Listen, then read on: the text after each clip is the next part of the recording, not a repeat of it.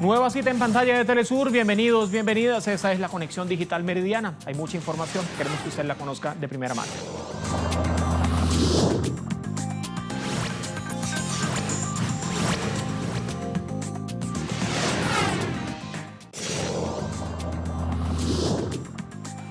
Hace solamente segundos conocíamos una información de último minuto de la mano de uno de nuestros corresponsales, Jaime Herrera, en Perú. Está en Lima, Jaime, trinando. Último minuto, el Poder Judicial de Perú anuló indulto al dictador Alberto Fujimori.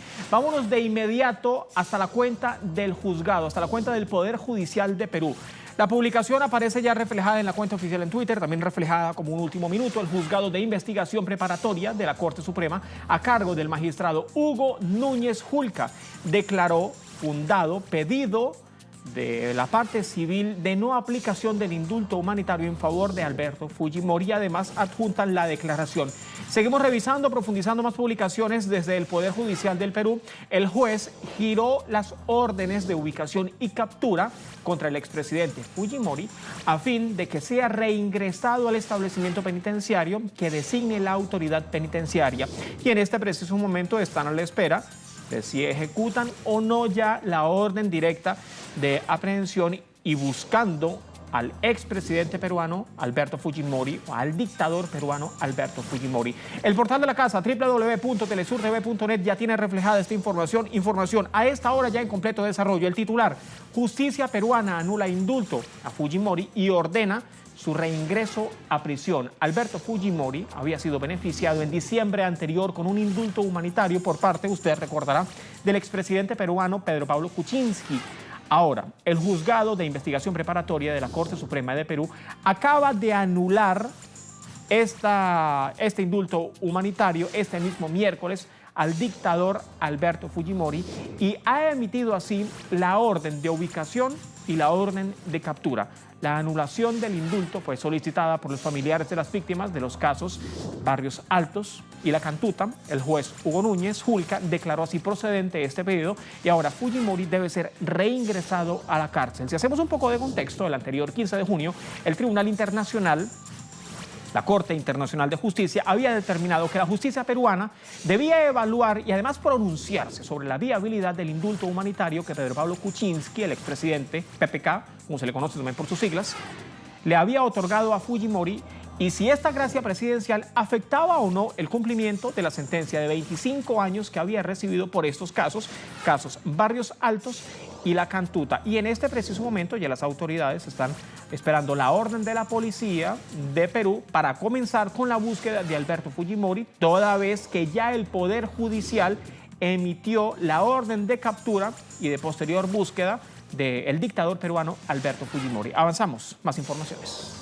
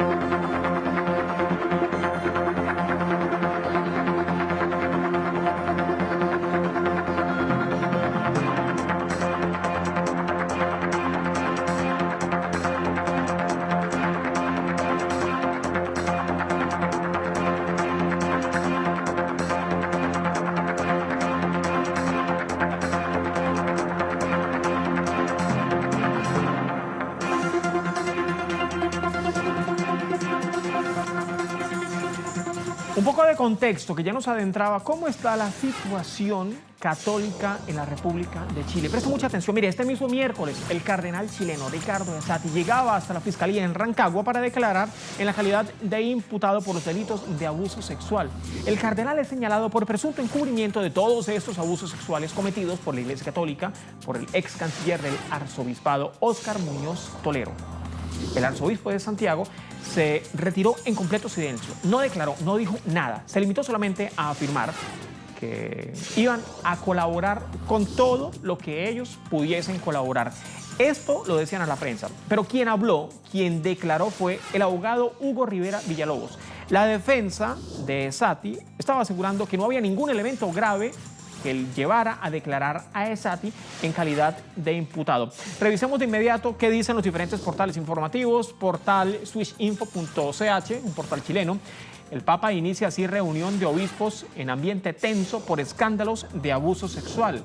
El Papa Francisco abrió durante este mismo miércoles una reunión de los obispos de la Iglesia Católica en un estado de crisis, y esto es a consecuencia, usted ya sabrá, de los casos de abuso sexual que se ha registrado, sobre todo en Chile, también en otros países, pero con mayor incidencia en Chile, porque son los casos más emblemáticos que se han dado a conocer durante las últimas jornadas. Ahora bien, el líder de la Iglesia Católica pedía a sus delegados no permitir que la fe de la nueva generación sea apagada por sus propias fallas, por sus propios errores y por los propios pecados de la Iglesia Católica.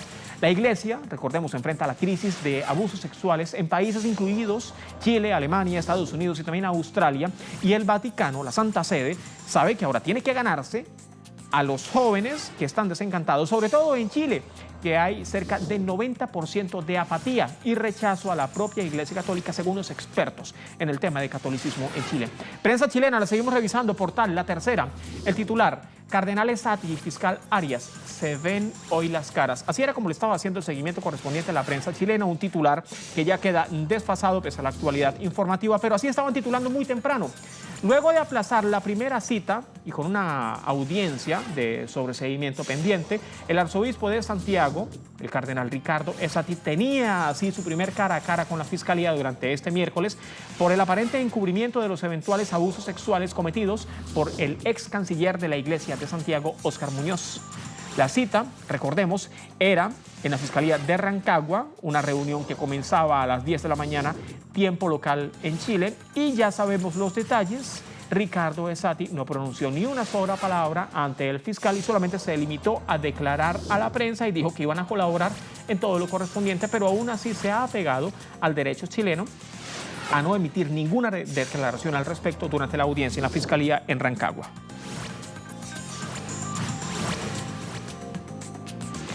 Reacciones se han dado a conocer, sobre todo en redes sociales. Vámonos de inmediato a las plataformas digitales. La Antigua Senda publica: Cardenal Esati, solo Cristo lo puede juzgar.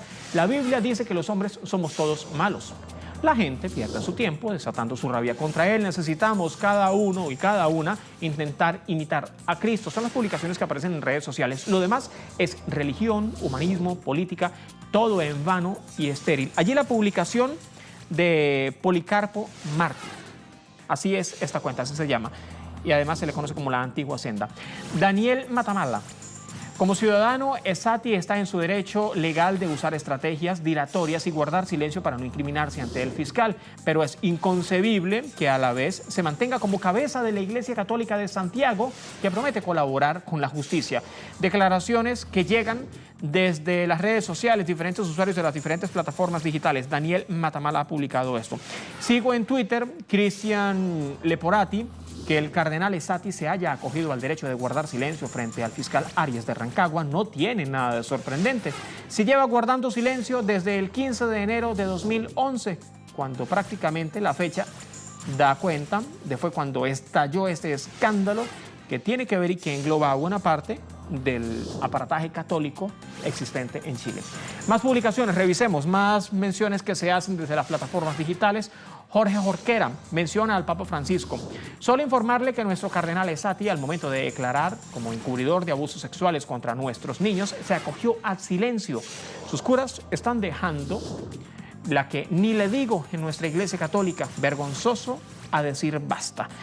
Otra publicación, rápidamente la revisamos. Aparece en pantalla el trino de René Almeida: el cardenal Esati guarda silencio para proteger a las cúpulas de derecha pechona que prestaban sus niños a curas pedófilos para limpiar sus propios pecados. Allí las diferentes publicaciones que se dan en redes sociales que tienen que ver con esta aparente declaración que se esperaba durante esta jornada. Sin embargo, no fue así. Cardenal de Santiago de Chile, Ricardo Esati, se mantuvo en completo silencio. Esta es una cobertura especial de Telesur, ya hablamos de otros temas. Hablemos ahora de Brasil. Faltan solamente 4 días para que se den las elecciones generales en la República Federativa de Brasil. Y allí continúa el proceso de polarización entre los dos principales candidatos del país. Fernando Haddad, que integra el Partido de los Trabajadores y ha sido el elegido por el expresidente Luis Ignacio Lula da Silva para llevar la batuta de esta campaña y llegar a la presidencia. Y el ultraderechista Jair Bolsonaro, un ex militar que ahora está acusado incluso de ser un aparente violador de derechos humanos por las diferentes declaraciones que ha realizado en torno a su campaña. Portal de la casa, www.telesurtv.net. Central Única de Trabajadores de Brasil, victoria de Bolsonaro pondría en jaque al país. El titular de la casa, la Central Única de los Trabajadores, la CUT, en Brasil, estaba advirtiendo durante esta misma jornada de miércoles que de darse una eventual victoria del candidato presidencial de extrema derecha, Jair Bolsonaro, la nación entraría en jaque, y esto es a consecuencia de su método de hacer política. La central sindical estaba denunciando que Bolsonaro tendría como objetivo perseguir, criminalizar y además erradicar a los movimientos sociales. Aseguran, con el ex capitán del ejército, que hacen referencia hacia Jair Bolsonaro, en el poder, los movimientos sociales y sindicales y las organizaciones democráticas corren el riesgo, corren el peligro de ser exterminados. Además, la Central Única de Trabajadores calificaba al militar, que tiene 63 años, como un candidato del atraso y expresaban que si resulta victorioso, lo que Michel Temer hizo, se quedará pequeño ante lo que vendría ahora para Brasil. La CUT también ha hecho un llamado a la población de todo el país a respaldar la candidatura de Fernando Haddad, que integra el Partido de los Trabajadores, quien actualmente cuenta con una intención de voto de cerca de 25% dependiendo de las encuestas. Sin embargo, está en segundo lugar en la intención de voto. Otro medio de comunicación, Portal El País, vamos a ver cómo están titulando desde esta plataforma. Comicios sumergen a Brasil en una guerra de números, y esto por las encuestas. Los ya inminentes procesos electorales, las ya inminentes elecciones generales, cuyo primer turno tiene lugar este próximo domingo, este próximo 7 de octubre, sumergen a los brasileños en una incontenible guerra de números, publica este portal. Y es una guerra de números desatada por sucesivas encuestas en la intención de voto. Así las cosas, de acuerdo con Ibope, que es una encuestadora que entrevistó a cerca de 3.010 electores en 208 municipios, allí la cifra exacta, durante el 28 y 29 de septiembre anterior, Bolsonaro, del Partido Social Liberal, cuenta con 31% en la intención de voto y 21% el aspirante presidencial del Partido de los Trabajadores. Estamos hablando de Fernando Haddad, que integra la fórmula de los elegidos por Lula para llevar la batuta de esta campaña política, esta campaña presidencial.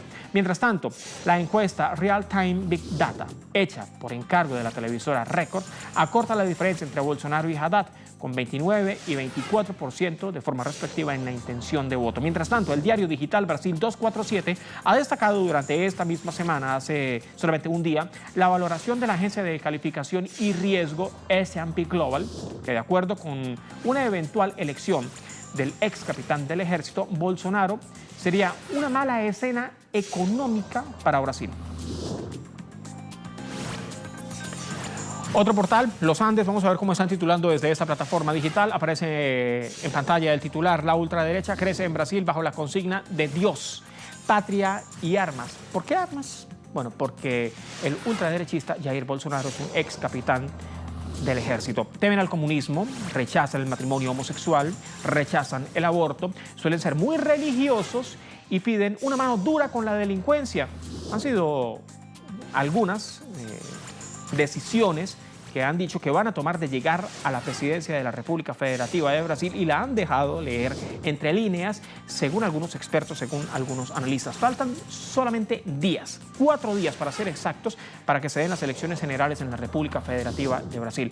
La simpatía de los votantes están con el candidato que promete la ruptura más radical con el sistema, y esto corresponde a cerca de 29 y 31% dependiendo de la encuestadora de fila.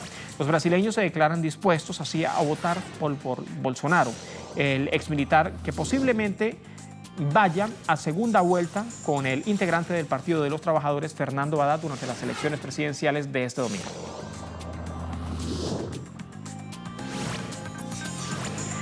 Más informaciones las tienen nuestros corresponsales en directo.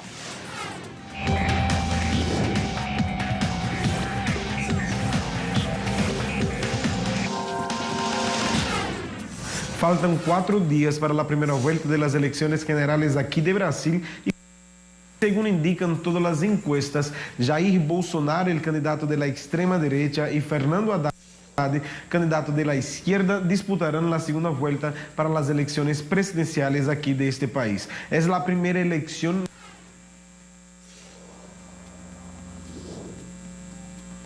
luego del golpe de Estado contra Dilma Rousseff, luego también de la presión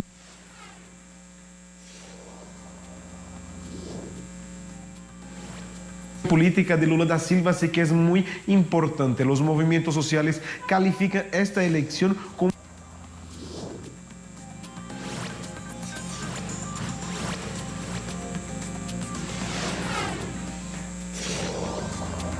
un posible retorno a la democracia, pero también advierten para el riesgo de este país ser gobernado por la extrema derecha, que tiene actitudes consideradas por los movimientos sociales y denunciadas también por estos movimientos como actitudes racistas, como actitudes también fascistas, actitud también contra los LGBTs aquí de este país. Así que, por un lado, el brasileño votará el próximo domingo, 7 de octubre, en su primera elección luego del golpe de Estado, pero también ellos... Parte de la información que ha sido publicada en nuestro portal digital, también por parte de nuestros corresponsales en las diferentes redes sociales. André Vieira, corresponsal de Telesur en el gigante suramericano. Recuerde que esta es una cobertura especial de Telesur. Hacemos el seguimiento correspondiente a los números que den ya las últimas encuestas y sobre todo estamos en el lugar de la noticia. No se pierda durante este fin de semana, este domingo, programa especial, cobertura especial, porque Brasil decide y Telesur está en el lugar de la noticia. Avanzamos. Más informaciones de inmediato revisamos.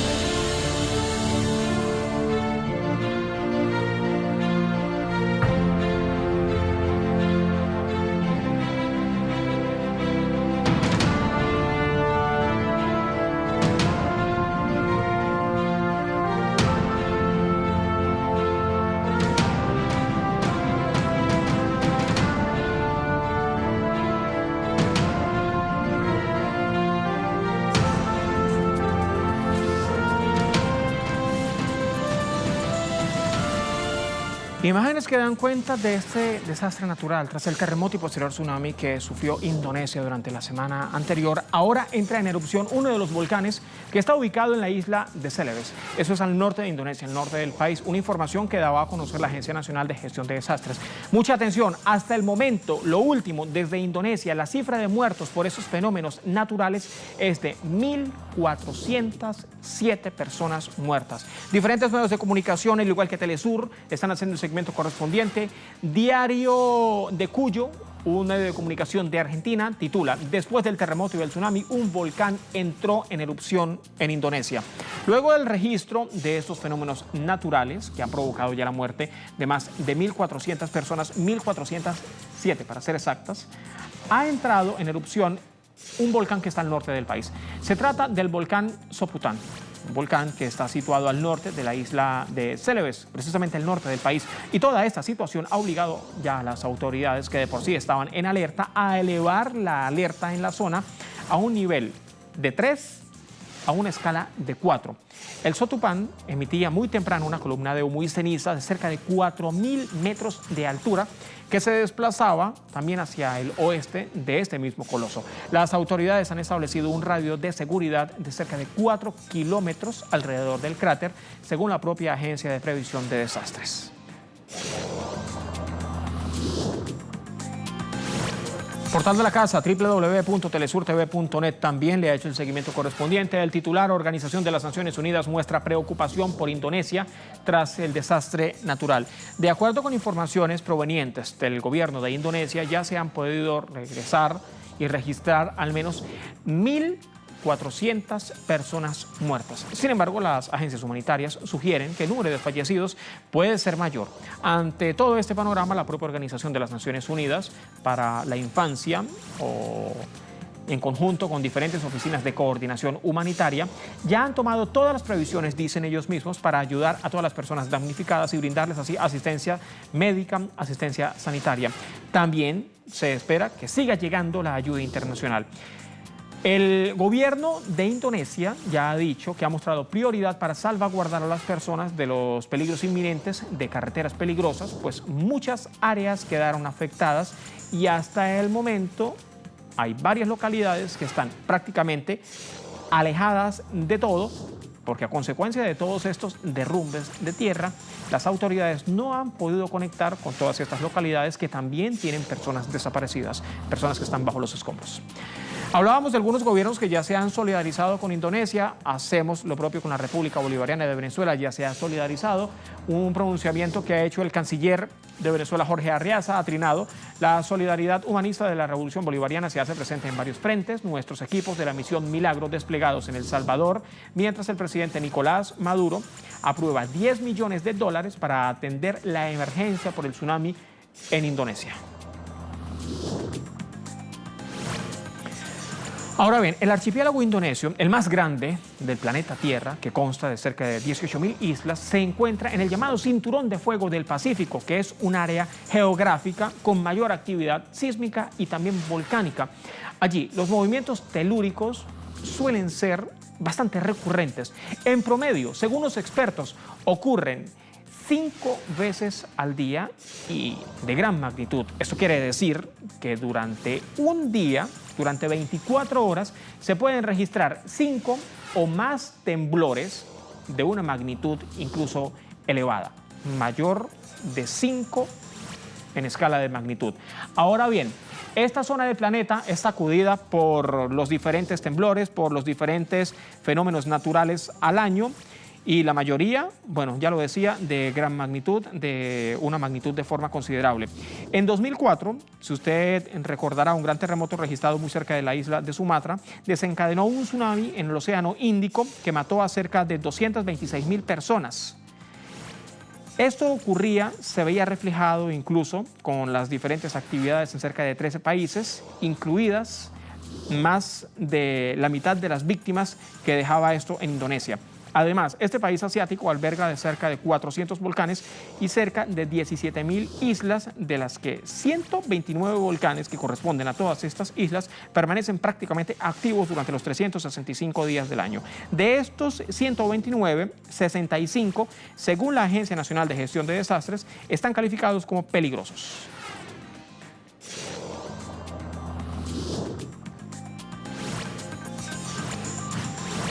A otras informaciones, revisamos otras noticias de inmediato. Tras la aprobación del Tribunal Supremo israelí para la demolición de una aldea, de la aldea de Beduina, se otorgó un plazo para que los residentes de la aldea Khan al-Mahar evacuaran esta zona hasta el anterior 1 de octubre. ¿Qué pasó? El plazo venció.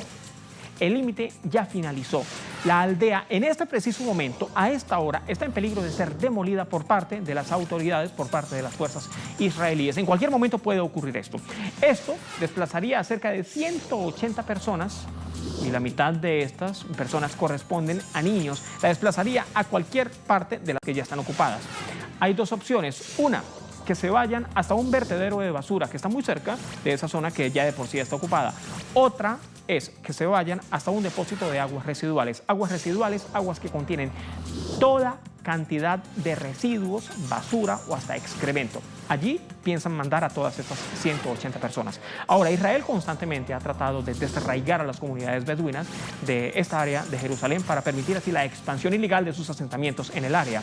Lo que más tarde esto puede convertirse en la otra parte oriental de Cisjordania, según las propias autoridades, que ya es de por sí una zona de asentamiento. Revisemos de inmediato portales informativos. Portal Al-Bawa. Los colonos israelíes asaltan a Khan al-Mahar, que es la aldea, y lo inundan con aguas residuales. Esto ocurría como parte de las diferentes acciones para que todas estas personas, 180 personas, salieran de toda esta zona donde Israel pretende expandir sus asentamientos. Y así era como ya Israel estaba ejecutando estas acciones que en principio eran amenazas para demoler la aldea, ya ahora estaba ejecutando sus amenazas, las estaba materializando. Otro medio de comunicación, Newsfront. Vamos a ver cómo están titulando desde esta plataforma. La demolición planeada por Israel de la aldea palestina de Khan al-Mahar es un crimen de guerra. Esto lo dice una oficina, la Oficina de Amnistía Internacional. Esta misma Oficina de Amnistía Internacional ha censurado los planes de Israel de demoler una aldea beduina en la ocupada Cisjordania y trasladar a la fuerza a sus residentes, mientras el régimen de Tel Aviv sigue adelante con sus políticas de expropiación de las tierras en los territorios ocupados, independientemente de la gran protesta internacional que ya está rechazando todas estas acciones y está rechazando las políticas de bloqueo de Israel. Las autoridades israelíes, por su parte, habían ofrecido a los aldeanos la posibilidad de elegir, ya lo decía, entre dos posibles destinos: un sitio que está muy cerca de un basurero municipal, cerca de un vertedero de basura, para ser exactos, alrededor de un vertedero de basura, o si no, un sitio muy cerca de una aldea que está cerca de un alcantarillado, muy cerca de la ciudad de Jericó. Otro medio de comunicación, vamos a ver cómo están titulando desde otra plataforma. Portal Demo, Merkel amenaza a Israel por la demolición de la aldea de Khan al-Mahar. Se trata de la canciller alemana Angela Merkel. Ella amenazaba con cancelar su visita a Israel, que se espera y comience esta misma noche, si la demolición planeada de la aldea de Palestina en Cisjordania ocupada tiene lugar antes de su viaje. Y eso puede ocurrir en cualquier momento. Los residentes de la aldea, que ya está amenazada, recibieron anteriormente la fecha límite del 1 de octubre, y después de esta fecha se esperaba que las excavadoras israelíes demolieran en cualquier momento los diferentes hogares. La demora tomó a muchos por sorpresa, pero la noticia de la amenaza de la oficina de Angela Merkel arrojó ahora, según este medio de comunicación, según Memo, una nueva luz sobre el motivo de la decisión de Israel de demorar la demolición de las diferentes viviendas palestinas para dar paso hacia la construcción de los asentamientos únicos judíos. La Unión Europea adoptó una postura firme ante este medio de amenazas que se ha ejecutado durante las últimas jornadas. Nuestros corresponsales están en el lugar de la noticia y tienen más informaciones en directo.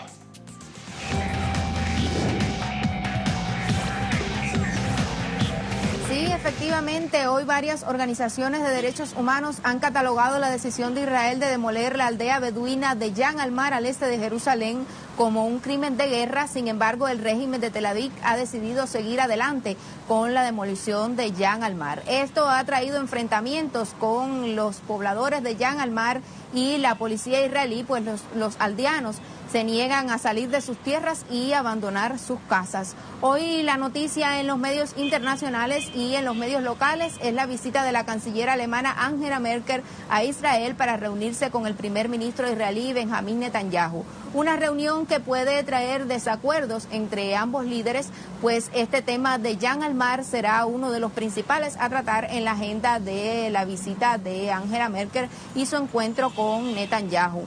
Pues varias organizaciones internacionales y la propia comunidad internacional, al conocer de la visita de Angela Merkel a Israel, le ha pedido interceder por esta situación de la aldea beduina de Jan al-Mar y pedirle a Netanyahu y al gobierno israelí que detengan la demolición de la aldea, pues unos 180 palestinos serán desplazados de sus tierras si continúan llevando adelante la demolición de Jan al-Mar. Nosotros nos mantendremos al tanto de esta situación, tanto de la visita de Angela Merkel a Israel como de la situación de la aldea beduina de Jan al-Mar al este de Jerusalén, y seguiremos informando en otras rondas de noticias. Adelante.